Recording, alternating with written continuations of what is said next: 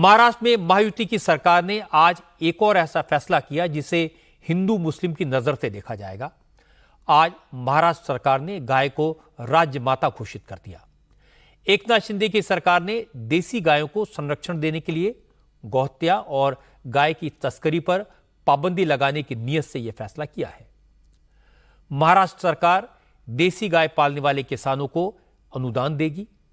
हर गाय के चारे के लिए इंतजाम किया जाएगा। किसानों को 30 रुपए प्रतिदिन के हिसाब से आर्थिक सहायता मिलेगी।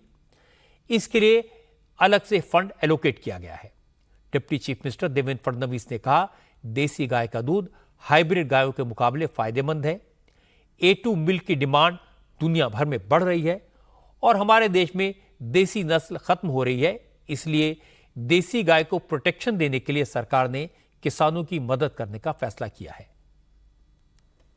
देसी गाय ये हमारे किसानों के लिए वरदान है और हमने इसीलिए ये दर्जा देने का निर्णय लिया है। और साथ में हम लोगों ने जो हमारे यहाँ पर पांजरपुर होते हैं वहाँ पर भी जो देसी गौ माता है उसके परिपोषण के लिए, उसके चारे के लिए मदद करने का फैसला किया है।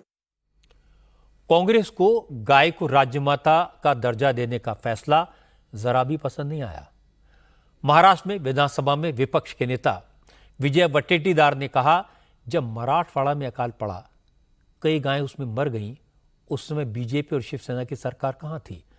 अब गाय को राज्य माता का दर्जा देना सिर्फ चुनावी जुमलेबाजी है। ये सरकार जुमलेबाजी कितनी करना है तो इसकी हद पार कर चुकी है। एक तरफ गोमांस, गाय के गोमांस का जो धंधा करते हैं उसमें से इन्होंने चंदा खाया, तब इनको शर्म नहीं लगी। और दूसरी तरफ मराठवाड़ा में अकाल पड़ा था तो गाय को लेकर, जानवरों को लेकर प्यास से जानवरें मर रही थी, तब इनकी अकल कहां गई थी? आज चुनाव को मद्देनजर रखते हुए इन्होंने जो जुमले शुरू किए है गाय को राज्य माता का दर्जा देने का, ये जनता बखूबी से जानती है और ऐसे जुमलेबाजों को चुनाव में इनकी जगह बताएगी। लेकिन मुख्यमंत्री एकनाथ शिंदे ने कहा, उन्हें तो कांग्रेस और एनसीपी के नेताओं के बयानों पर हैरानी हो रही है।